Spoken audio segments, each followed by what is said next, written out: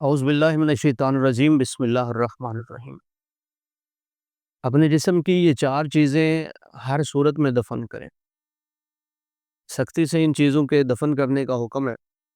اگر ہم یہ چیزیں دفن نہیں کرتے تو پریشانیاں، مصیبتیں ہماری جان بالکل نہیں چھوڑیں۔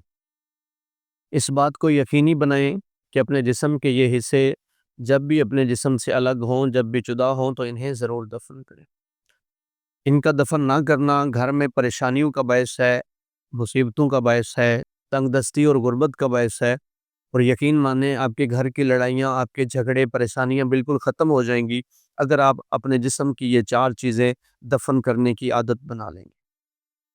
پہلے نمبر پہ اپنے ناخن ضرور دفن کیا کریں۔ جب بھی اپنے ناخن کاٹیں، اپنے ناخن نیچے کوئی برتن رکھ لیا کریں، کوئی کپڑا رکھ لیا کریں، کوئی بھی چیز رکھ لیا کریں جس میں اپنے ناخن اتار کے رکھ دیا کریں، اور بعد میں انہیں آرام سے دفن کر دیا کریں مٹی میں۔ اور دوسرے نمبر پہ آپ کے بال، جی ہاں، آپ کے بال جھڑتے ہیں یا آپ کے بال جب کاٹے جاتے ہیں تب تو ممکن نہیں، جس دکان سے آپ جا کے کٹواتے ہیں وہیں پہ رہ جاتے ہیں، لیکن جب آپ کے بال جھڑ جائیں، آپ کے بال کنگھی میں آ جائیں تو انہیں اکٹھا کرتے رہیں، اور جب آپ سمجھیں کہ اب زیادہ ہو گئے ہیں تو تب انہیں دفن کر دیا کریں۔ اگر آپ ان کو دفن نہیں کریں گے تو پھر بھی پریشانیاں اور مصیبتیں آپ کے مقدر سے ختم نہیں ہوں گی۔ تیسرے نمبر پہ ہے دانت۔ جب آپ کا دانت ٹوٹے، جب آپ کا دانت گر جائے تو اس بات کو بھی یقینی بنائیں کہ آپ نے وہ دانت اپنا مٹی میں دفن کرنا ہے۔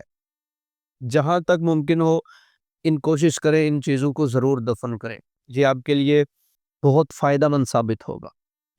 چوتھے نمبر پہ خون کو بھی دفن کرنا چاہیے۔ خون جب بھی آپ کا نکلے تو آپ کوشش کریں جتنی جگہ پہ نکلا ہے، جہاں پہ نکلا ہے وہاں سے خون لے کے مٹی میں دفن کر دیں۔ ان چیزوں کو دفن کرنا بہت ضروری ہے۔